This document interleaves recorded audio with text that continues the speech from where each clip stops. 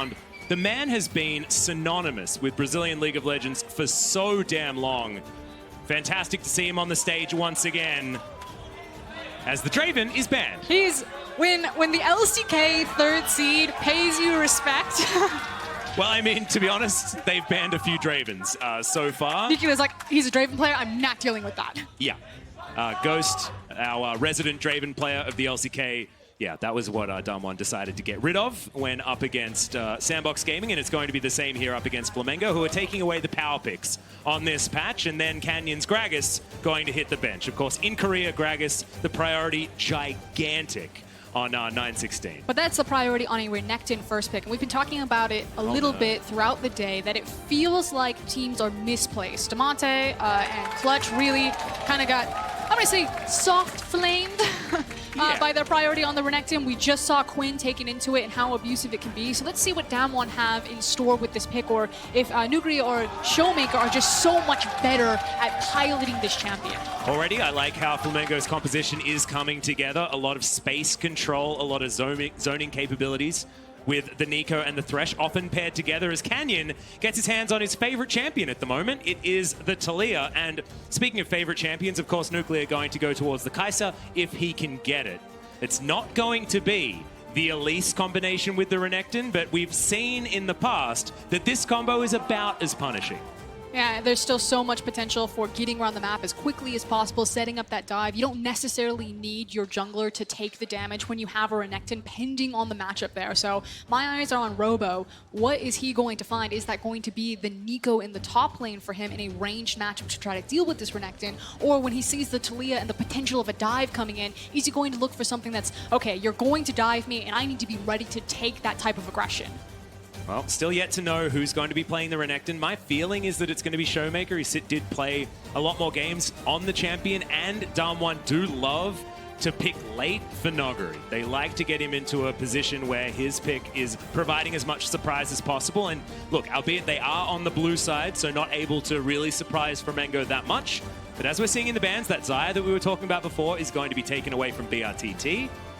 Barrel's Alistar might make it through, however. Yeah, that could be frightening. That being said, I mean, how yeah, worried are you about it? I'm very worried. They're pretty worried. They're pretty worried. I think you have to respect ban Alistar, especially at this stage in the World Championship. Again, we'll probably see Barrel pull out his Alistar at some point during this championship. He is amazing on it. He certainly is. I think that Barrel's Alistar is not necessarily a laning phase ban. And I think that if Flamengo are going to attack Damwon, they need to attack the laning phase, which is what my argument would be for leaving the Alistar available. Because I feel like if they're getting to a point where, you know, Damwon are comfortably team fighting, then you've probably got pretty close to losing anyway. This is probably going to be BRTT's pickup right there. Okay, so I did want him to go for something with a lot more firepower in the lane phase. He had a couple of different bans thrown at him in the Draven and the Xayah, so I was like, he's got the access to things like Lucian, like Caitlyn, like Ezreal. Now the thing is whenever Caitlyn's in a game in Europe, they decide to split the map and force vertical jungling. So Caitlyn has to play weak side, and she doesn't get to abuse her long range and how dominant she is in the map. I'm unsure if Damwon will look to do the same thing, but typically Caitlyn as a pick doesn't work in the LEC because of that strategy.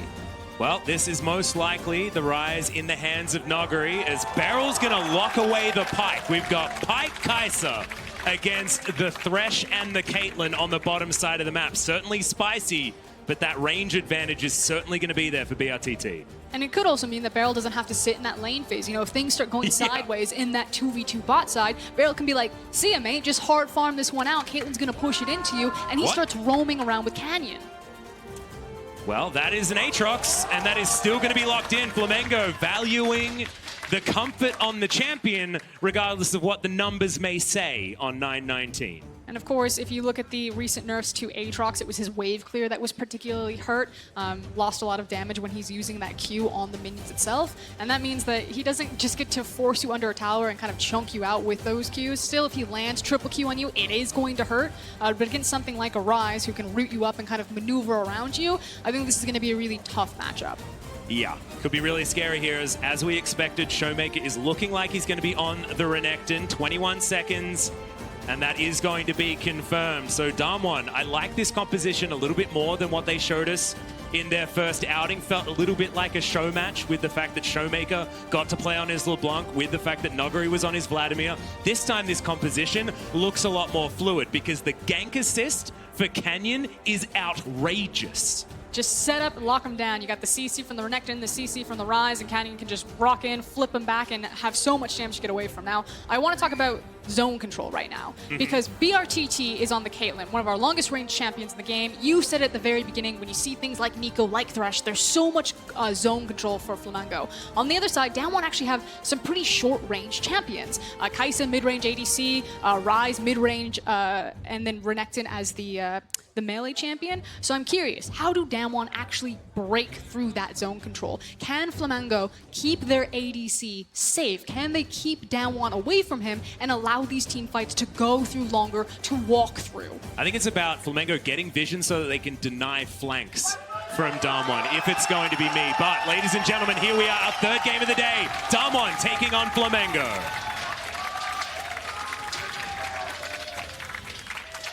And they certainly have the sixth man of the crowd behind them. Damn right they do, and maybe they'll need it moving into this one as well. As we described Damwon's first game as feeling like they were on a European holiday, hopefully this is going to feel a little bit more serious as Damwon already piling in. I mean, if they want a vacation in France, they definitely need to tighten things up. Yep. Again, we talk about that blueprint that Royal Youth were able to run through at Damwon and really punish Nuclear and Beryl in particular. So we'll see. I talked about the split map that usually happens onto Caitlyn to force her to play weak side so she can't be really abusive. You do see an immediate invade and a lot of vision being placed around, figuring out where Shrimp is going to start on this Rek'Sai. So my eyes are on Canyon's pathing and what he's going to do with this information. Yeah. Expecting a red to Krug start, which is, of course, the fastest way to get towards that level 3. An understandable thing, as you can see, a potential interesting situation if you're looking at the vision, but it's not actually BRTT up there. There have been some lane swaps across the world, but we'll see. A delayed invade. And we may actually see the split map, but it's actually Damwon who are allowing the potential for Caitlyn to play strong side. Now, this can do two things. Yes, you can say that BRTT, if this actually is vertical jungling, because it could also be that Canyon rocks across mid lane and then just secures his own red, or level 2 ganks Robo in the top lane. Who's which lane, guys? As that is level 2 already, the flash, and that had to be respected. There was no way the Robo was going to survive if he had have been hit by that seismic shove. So already, Canyon, level 2, steals away a red buff, and immediately basically wins lane for Showmaker, who's in the top lane. Yeah, but the sacrifice might be that Shrimp, you can see he is sprinting towards the other red buff. We'll see if Canyon lets it go, decides that, yep, he's just going to farm the top side. Okay. So the map is split now, where Damwon own the top side of it. So BRTT will be aggressive on this Caitlyn. You can see he's already zoned away Beryl and Nuclear. Now the thing is, though, is that Damwon don't play through the bot lane. If Nuclear and Beryl just have to kind of take the short end of the stick, then that's actually fine. Damwon can say, okay, you can have that free lane phase. That means that we get a free lane phase for guys like Showmaker on the top side in this Renekton matchup right now, which we believe that we can just snowball harder. Great hook is going to land there onto Beryl. They're going to commit for it as well. So much damage. The flip back onto Lucy, but Beryl is just going to play it safe. Doesn't even use the flash. And eats the grey health, he's going to be okay. Up to 50% already. Which then puts emphasis that if Lucy and BRTT find opportunities like that, it has to count. They need to make sure that if this is the advantage, if this is the trade that Damwon is giving them, that they need to find advantages down here. So with this slow crash, I would actually love to see Shrimp either threaten for plates or even potentially threaten a dive if these slow crashes keep getting built up. Well, Showmaker level 3 does have access to Slice Dice and the Ruthless Predator, which could just spell death here. He goes for it, the flash in to try and guarantee, but Canyon presses his buttons in the wrong times. It doesn't even matter though. First blood goes down, and Damwon have struck first for the first time here at Worlds. And it's going to be free for that, because Shrimp doesn't have any reason to be on the top side of the map. You can see he's playing with the Scuttle Crab right now. He does have access to his Krugs. Otherwise, his camps were all down. He was going to be spending time towards bot lane, which means that Showmaker can continue to play aggressive. That's the flash in. Halo Blades needs to be respected, but the seismic shove is going to land. Robo is going to come down and does get there first, but still, Canyon trying to juke around. Goku gets on in there, and Showmaker, so much damage. The first kill does go over to Flamengo, but Robo's looking for another one. Nogari completely out of mana. What was he doing there? A double kill to Flamengo. Shrimp's on the board. And this is so important. Again, remember, Damwon chose to split the map, and Shrimp has now broken and ripped it back. Don't play with that, though. Yeah, Showmaker, a lot of damage, but didn't have flash, remember, so Shrimp tunnels away to safety. Again, so important, though. You now have 2 kills onto Shrimp. Maybe he can start fighting back with this Hail of Blades Rek'Sai to get more control around the top side of the map to say that, okay, BRTT, Lucy, you guys are fine. You got the strong side of the map. Damwon have misplayed this, and now we can get our foot back into taking control over the top side of the map. Well, you can see just outside of vision is Canyon, just looking to set up a tent on the top side. Robo not having a great time. They are ahead in gold, though. Those couple of kills certainly were good news. We're going to find the Ruthless Predator, though, as Canyon looking for it. Infernal Chains land, but it's going to be onto the Crocodile, and they don't even need the Seismic Shove until the very end. And another kill goes into the hands of the Talia. And it's just frustrating. You can see it in the CS. It's 25-7. Reminder that it's Showmaker on the Renekton that's in the top side, but basically is 4 times the CS that Aatrox has right now. And now it's going to start bleeding into experience, and that is only going to go from bad to worse. But here was kind of the glimpse of hope. You can see that Flamengo, they're here to party. They're here to play. Yeah. They are not going to go quietly into the night. And like you said, you called out the mistake. Nuguri doesn't have any mana. He really can't participate in this fight, so he's just a body walking around. Yeah. And that leads to the double for Shrimp.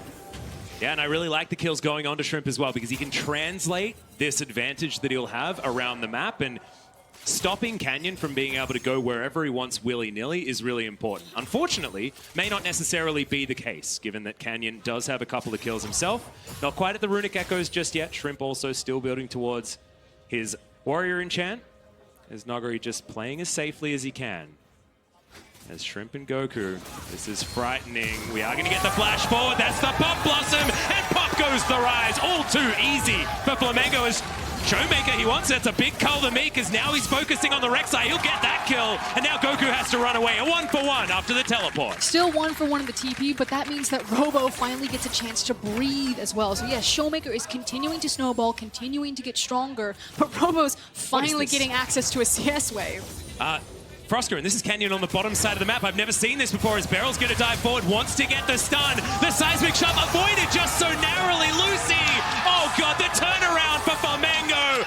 Outplayed by the Brazilian bottom lane. And so well done from Lucy. You called it, the sidestep right there, turns around, finds the death sentence into the tower aggro, and Flamengo across the board have come alive. They have a gold lead above Damwon. Anyone saw this like LCK, they're gonna speedrun. It's a big accomplishment, Alice. It was 100 gold, Frosker. Come on. That is not the stat that we want to focus on. The fact that they are answering this team that is so happy to go toe-to-toe in the early game is just beautiful from this Brazilian squad. And you'll have Damwon sweating at this stage, because they were confidence plays that were answered with the same level of confidence as Nogari. Caught in transition, the Hail of Blades certainly a problem. Sidestepping though, and that's a Seismic Shove you didn't want to get caught in. Beryl doesn't get the stun, but the fling back's there, and the double kill comes down for Canyon. And just like that, as we're celebrating, we're so happy to see you gotta take the moments though, Frosker, okay? Really hit back. Damwon Gaming suddenly find alive. They silence the arena. The gold lead has now swung wildly back into their favor, and Beryl was like, bot lane is not going well. I am heading mid. Nuclear, good luck. And this is exactly what happens in the majority of games. You know how there were passengers in the first game for Damwon? Generally, it's Nuclear that's in the passenger seat, and everybody else is just doing stuff. Just running around. He's seatbelt on, just being normal. You know, everything's absolutely fine, trying to pick up whatever farm he can. And Beryl is outside of that lane having a party. Just hanging on the car. It's like Mad Max. Killing people as 3 versus 4, things like that around the map. And Nuclear doesn't really get to play with them. As we have a look at this one more time, this was just stunning. Yeah, we from can BRTT and Lucy. Relive the Flamengo heydays for that small moment that we had it with Lucy's outplay. BRTT's response, yeah, that's right. That's a man who knows how to work a crowd. Damn right it is. But let's see if he can continue to do it, as this is the same play. I was wondering whether this is back to live, but is just going to be a look at Canyon's double kill. Pretty elementary, honestly, in the end, as there are so many flips and flings from this squad. The Bone Skewer plus the Seismic Shove. Speaking of Bone Skewers, that's going to find Lucy, but avoids the stun. BRTT just offering auto after auto. It's only one pickaxe worth of damage, though. This is the problem. I mean, we always talk about Caitlyn being very strong in the laning phase early game, but then has this huge trough as you try and get towards damage relevance, and then you're back up again in the late game. But we are going to get towards that trough, and when it's BRTT that has it, that can be a problem because he is such a powerhouse for this squad. Bit of a dive topside, though, as that's another seismic shove. You've got to be looking for them circles because that means death. And it means that Flamingo needs to be able to trade something. And unfortunately, Down One Gaming are going to have the option to consistently look for these top lane plays because the only objective that they would trade bot side is something like a Cloud Drake. So Flamingo need to push their advantage on this bot side of the map or try to create a larger one while Robo is just taking the brunt end of Showmaker. Well, Cloud Drake is going to be taken here by Flamingo comfortably 10 minutes into the game. Now Shelly has reared her head in her own pit. We'll see whether we do get any swaps. Canyon was still topside, waiting for another counter gank as we are going to have Beryl. He face checks. The hook is going to land. The flayback's in and he just explodes. Lucy grabs the kill, but that's another assist going over to BRTT. So the play that Canyon and Showmaker were waiting for is they expected Robo to actually teleport up into the top side, and then they were immediately going to dive him again, pick up that gold, and then kill the tower. Robo actually instead walked down to the lane, and it looks like we're finally going to have the swap come in. You can see BRTT Lucy, they had that clever little trap play. They're now walking up top here, but Rift Shield is going to be the next objective on the table, and Showmaker after this back is going to be a really big deal. This is a very fed Gator. He's even with his theoretical lane opponent, but he's almost double the CS of Robo. He's had a really rough time. Back is going to get channeled, but Goku going to stop it, so a little bit of a spanner in the works there. And it just means that Flamingo have to be now very creative about how they want to contest this Herald if they do. Because Showmaker will make his back, he's going to be very strong. Spear of Shojin now comes back in, and as long as he's there, like, Robo doesn't count as a person right now. He's got a Kindle Gem and some brown bags on his feet. He's got the soldier build plus an orb. Yeah, he needs time to scale up. So this should actually be, if it's just clinical setup, a free objective for Damwon, and then there's just really nothing on the map that Flamingo can trade for it. So at this point, Flamingo want to either figure out how they can break this either through a pick or try to stall it out. Otherwise, Damwon are like, let's get this Rift Herald, let's continue to snowball on this Renekton, and as long as he's there, we are so much stronger. Yep, Noguri with his teleport available. Showmaker's about to come back up, but that means Noguri is going to have bottom lane duty up against Robo there. So finally, we see top laners actually meet after our weird lane swap that we had earlier on. And it's 2.5k the lead. You can see the kill score is very even, but that first turret blood going down and all of the plates that Damwon have been able to take and the lack thereof on the side of Flamengo is really ballooning this one a little bit out of control. Still not out of the woods just yet on Flamengo's side, and they will have opportunities as this game goes on because, like we were talking about before, the way they play their composition, the way this composition is supposed to work, there are ways that they can attack the low range of Damwon like you illustrated earlier on. Yeah, but that means that BRTT again needs to be ahead of the clock, and if you look at the total gold, he is very far down in terms of what the itemization has. You talked about the fact that he didn't get any plates in return, so this still feels like a very heavy win for Damwon Gaming as far as this early game is concerned. And has rushed the Spear of Sojin as well. We've seen a lot of Black Cleavers, we've seen some tank Renektons, but this is Showmaker wanting to be able to be a Showmaker in some of these team fights in this mid game. And Spear Sojin's just so strong because you talk about team fight and the fact that it gives Renekton really strong team fighting, but also just makes him a great duelist as well. Like best of both worlds. Allows him to do lots of stuff when he presses up. Here's the TLDR. And Shelly gets her eye poked out and will now get taken down. Canyon will have his choice on where to put it, and I have a feeling that mid lane could be an opportunity as Beryl goes underwater, looks for Goku, but doesn't get him, dodges out of the way and is going to survive as Shelly is just plugged into the river and will now set up for a charge on this outer turret mid. Minion waves are going to crash, but charge, is it actually going to get set up? Because you can see minions getting in the way for the moment, but it looks like Flamengo not going to be able to get rid of her. She will get that charge off successfully and gather some more of that plate gold. Yeah, but just a plate gank right there. Flamengo successfully collapsed around their mid lane tower to make sure that it didn't translate into the objective. But that's what we were talking about with Damwon. Using the Rift Herald, continuing to snowball, getting that gold on necessary characters. And now we can start kicking them out into their side lanes and testing Flamengo's lane assignments. Because I don't actually know who can survive with Showmaker's Renekton at this point.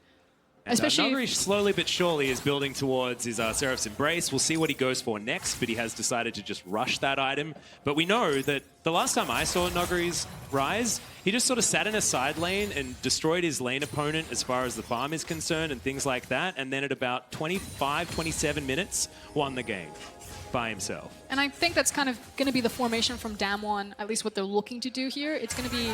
Okay, Pop Blossom comes in. Immediately the flash from Nuguri, though, as he's trying to turn it around. 1 versus 2. This guy's a madman. And Flamengo are just going to run for the hills. It's going to be a setup where you have Nuguri and either Canyon or Barrel with him, and then Showmaker with either Canyon or Barrel. You have kind of these 2 roaming pieces in your Talia and your Pyke, and then your 2 solo laners. And they're just going to force the lane assignments from Flamengo. And Flamengo are making the right call, trying to look for those picks like that, you know, using the Nico ult, trying to find the flash, trying to catch anyone out. But if they don't capitalize on it, they are still slowly losing the map. Well, Ocean Drake going to be the first dragon that Damwon are going to go for. Of course, we got very used to Oceans with our, I believe, 8 of them that we had yesterday. It was a ludicrous amount of Ocean Drakes. No, it was only 7. Only 7. We were spared, but Ocean Drake going to go over to Damwon. They gather it just to cycle towards the next one, which will be the Mountain Drake. And now we're entering this trough for Flamengo, where their only options were to look through picks with this this Nico and her CC setup. Gonna try it again. If you don't succeed, bring a friend and try again as Nuguri, 4 people around him, and he should get taken down, but Seraph's had completed. He survives for a little bit longer, and now Showmaker jumps on top of Shrimp. Pop Blossoms there, finds no one. It's Barrel, looks for the reset, but doesn't get it. The Void Seeker comes from the back end, and Nuclear locks him down as Showmaker is underneath the turret, feeling comfortable, but now Robo's turned up. If he gets some of these kills, it's going to be so huge, but he can't find any. Finally, the root comes in, and Goku locks down Barrel. And that is exactly what Flamengo needed. They forced the play again. They say, this is our only option. We have to throw everything in the kitchen sink, and they find it. Oh, BRTT caught out. No, it's okay. Land. But were we expecting, Frosker, and I'm sorry to cut you off, were we expecting this game to be this heart racing? Because Damwon, once again, very, very even when we're trudging through the mid game.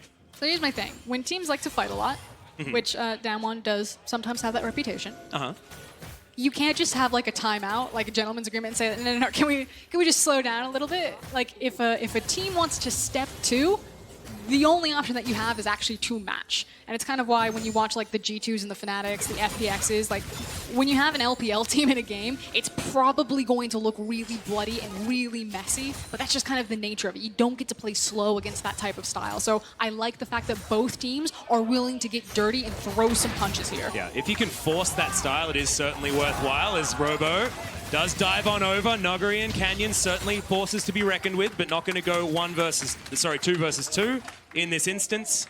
And Goku's going to successfully save his top laner. 0, 3, and 4 on the Aatrox, but he has been able to claw back a few more of them minions. Now the thing is, oh dear, while plays like this are working and they are killing people into the side lanes, it's not necessarily translating into objectives for Flamengo. It is a proactive play that doesn't turn into a tower or a dragon or a baron.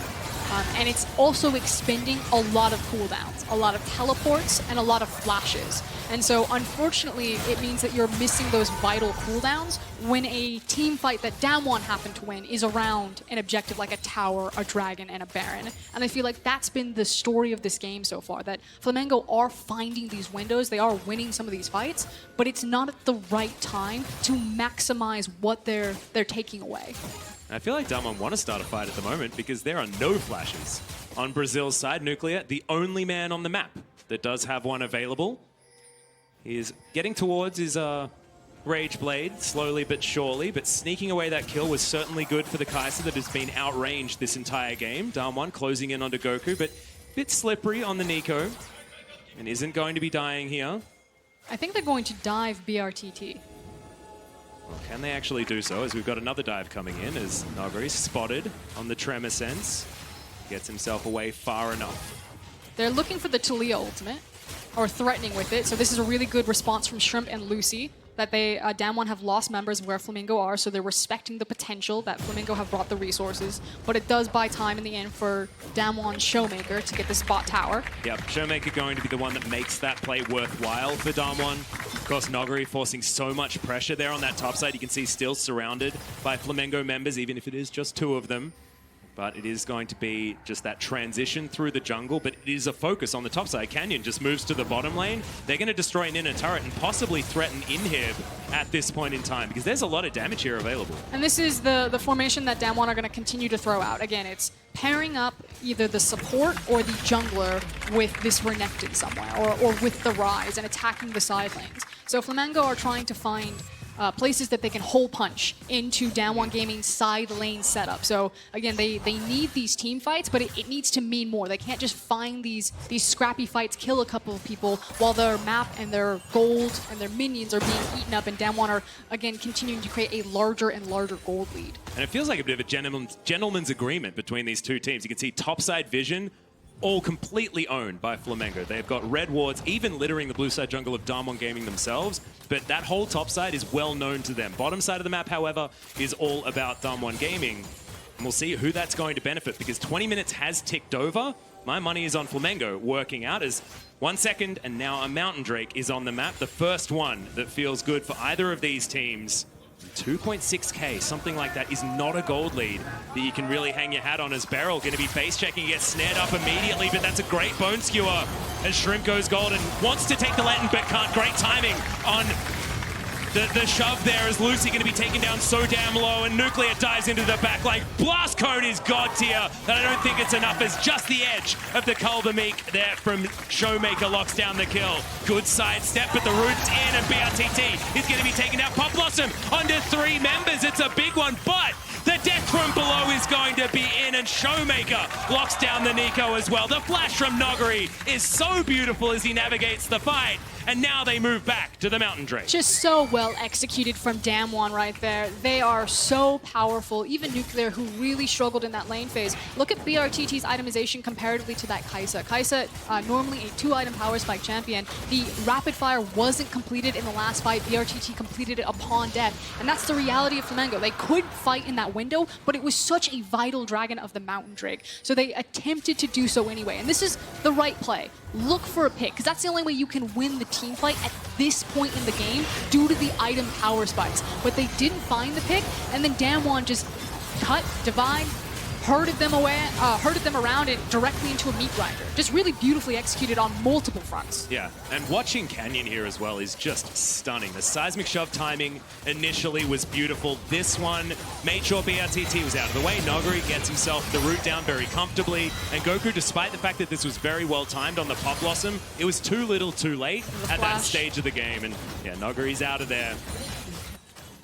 Still closer than Damwon would have wanted, but at this stage, they've now extended it to a 6,000 gold lead. And I mean, I don't want to make old references, things like that, but if you look back at old worlds when teams are trying to take on the Titans like SKT in their heyday, it was this feeling of, yes, we're making plays, we're trying to get stuff, but it just never feels like enough. And that's what it's starting to feel like here this game, despite the early game that worked well. And now Showmaker, remember, he can stun so many times, but after the Dominus, wasn't able to close the distance to get another Ruthless Predator. And Robo survives with his splash up. But I think point made for Robo and Showmaker right there. That is going to continue to be how Damwon split up the map and pull Flamingo around. We are basically waiting on BRTT. That's the next big moment where Flamingo fans can start to feel more confident in their team again. And it's going to take a while. I mean, I feel like Caitlyn is either a 3 or 4 item carry. You really do need to invest to try and get her there. Unfortunately, I think because Renekton is so far ahead right now, and he's able to get some of his defensive-ish itemization out, that it's actually going to be a 4-item Caitlyn, because she's going to need access to more DPS than just the 3-item. Yeah, I think Mikura's Scimitar will need to come in, and we'll see what else BRTT is going to go for. I will say at this point in the game, Caitlyn doesn't necessarily have to be that big team fighting threat. With the rapid fire cannon and then just headshot, she can actually be used as a poke champion, like what she just did to Nuclear right there. But then that means that our eyes are on Shrimp and Goku. as kind of the follow-up. So BRTT right now is literally just a poke machine. You need Shrimp and Goku to follow up on that poke damage. Well, there's ults traded here between Showmaker and Robo, but I like it. Just gets the heck out of there as soon as he sees the ultimate button, because it does a whole lot more with that Spear of Sojin online. Speaking of items that are online, Noguri does have his Spellbinder. He needs to be really careful. Showmaker. He's hungry for some Caitlyn. Not going to get him as Lucy tagged by the Void Seeker. I think they're in trouble. Yep, Canyon, he can set up a wall if he wants to. He's holding on to the button for the moment. It was looking really dangerous there for Flamengo, but they do survive the storm. 2 minutes, and we've got a Cloud Drake on the board, and the Baron is still not really being looked at by either side. No wards inside the pit, but you can see Damwon with a lot of control wards around it. Noguri very comfortably just farming minion wave after minion wave. Just going to soon be that Rise threat that we know he can be. So I felt that they were waiting for specific itemization to come in. So Showmaker has just now completed his 3rd item. And so normally when you see a team, especially one as practices Damwon in their Baron setup, not turn towards the Baron, it feels like they're almost extending the farming portion of the game and saying, okay, as soon as I get this item, like I'm close to it, we might as well wait for it before they start setting up the fight. So I think that's what is about to happen. We now have the backs in from Damwon from all of this farming that they've been doing. You have Showmaker, who is setting up the bot lane wave, has access to his TP, and it's going to be the setup for the Baron in the next 30 seconds to probably a minute and a half. And Flamengo recognized this. They're like, okay, you know, we can no longer deal with this side lane threat. We need to quickly get in here, place as much vision as possible, and then again, stall out this potential Baron. Well, that's a great block there on the Bone Skewer with the Shape Shifter coming out from Goku. But you can see Renekton has pushed that minion wave all the way towards the inhibitor turret. Now Lucy tagged once again. There's a fair bit of damage actually coming out of Nuclear as Showmaker's behind them. Judges forward. Yep, Seismic Shove once again flashed by BRTT, but how is he supposed to save himself as the wall comes down? He's just going to walk behind his team. He will survive for the moment. Showmaker closing in on the back line, but not close enough. Very, very rough. But it is a Flamengo team that were able to avoid the engage. I'm going to say that I think Canyon's ultimate actually close Showmaker around from the flank, but they immediately used the Rise ultimate. They're now on the Baron. That is a Mountain Drake. Yep, Realm Walk towards the Baron pit. We'll see whether they got enough damage, and they certainly do. The Baron is dead in about 4 seconds. And Lucy now flashing to try and get a play, but misses the hook. It's a fight on a couple of fronts as Noguri's trying to get out of the way as the Seraph Shield is gigantic. The rest of the fight is going well, though, as the Rek'Sai does eventually take down the Rise. But now the resets. The Pop Blossom comes forward, but it's under a Golden Canyon as Robo's down to about half. Shrimp is out of this fight, but Goku's landing the snares. Can he get it again? No, he can't. He's diced up by the Crocodile as Canyon out of mana, just driving by Nuclear. Grabs that kill off the back end, and it's an ace out of nowhere for Damwon, but it looked so close at the beginning to being good for Flamengo. Except when you put your eyes down on Showmaker, who just watched through this replay, this man is like 1v3 at some points, 1v2 for majority of it, but just no one can stop him. Look at the damage that he's doing. Robo and Shrimp are just playing with this giant gator while his carries are being obliterated. That was the problem, and it felt like there was a bit of tunneling onto Noguri there, which allowed Showmaker to get so much free damage unanswered. And I can't even blame Flamengo for that, because you look at Noguri's name, you're like, I want to get him out of the team fight before he does so much DPS like you can do on the Rise. And unfortunately, despite the game plan being understandable, it didn't work out, because like you say, when you've just got the backlines fighting each other, just wasn't good enough. Speaking of not good enough, this is what happens. The damage trough that BRTT is in right now, that low damage number is purely based on the champion that he is at this stage of the game. It was felt like a handshake from Damwon to split the map. Looked good for Flamengo when, you know, Shrimp picked up those 2 kills, but otherwise it has just been all downhill for Showmaker versus Robo in that top lane. And because, again, Renekton is so far ahead of the clock, BRTT doesn't need 3 items, he needs 4 items before he can even do any damage to Showmaker. And unfortunately, Flamengo just don't have the damage to deal with Damwon's threats right now. Yeah, and we talk about the Caitlyn and trying to get online at 4 items and things like that, but if the game is accelerated out of your control, you look at Damwon and they've got Rise. Massive late game damage, and Nuclear is the AP Kai'Sa already has those first 3 items that you need in the Nash's Tooth, the Rage Blade, and the completed Muramana. Now with a pretty cool stick on top of it as well in the needlessly large rod, just boosting up that Void Seeker damage. You can see Lucy taking a lot of poke from this particular Kai'Sa as they've split the map. You've got a Crocodile top lane, you've got a Kai'Sa mid lane, and the rest of them are hanging around the bottom side. Robo caught behind the wall, wants to Umbral dash in, but not going to be able to. Has to take a Lantern in order to get out Showmaker. In the meantime, 1v1 against Goku, but is he going to be able to get held down? That's what this comp could theoretically do. The Color Meek is gigantic. The rest of the team coming on over. It's a 1-for-1 so far, as the death from below did register. Lots of money as Noguri picks up yet another kill. But the towers are crumbling, and it's too little too late from Flamengo. There's one inhib, looks to be followed by two more. Damwon could look for the end here. Yeah, Lucy just dies as an afterthought. As Robo now snared up Noguri underneath turrets. He loves it here. That seems like his natural habitat. Getting towards the fountain, the pullback beautiful by Beryl, but Robo does have some of the damage still available. Gets one of them. It's just not enough. Flamengo on their fountain. Nuclear now playing gatekeeper as Nexus turrets are getting destroyed. There are 4 billion minions as they're on the fountain. Robo is taken down as the minions are taking up the damn fountain laser. As now Goku's going to fall. Nuclear's going to use his flash because he may as well. And finally, the Nexus gets its due. Damwon 2-0 on their first day.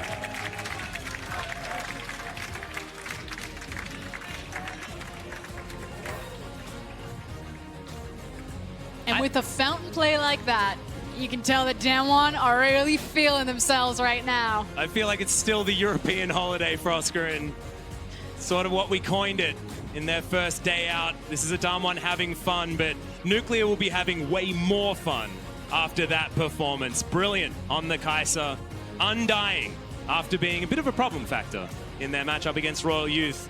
Was definitely dominance, was landing the Void Seekers that he needed to. And this is what we expected about this, from this Damwon squad. We really wanted to see them come out and dominate, because this is Korea for the first time in the play-in stage. We need to show the world why that shouldn't be a thing. But now you have a really good measuring stick of Royal Youth and Flamengo versus Damwon. And frankly, it felt like Flamengo were willing to go a lot more kind of tit for tat against the LCK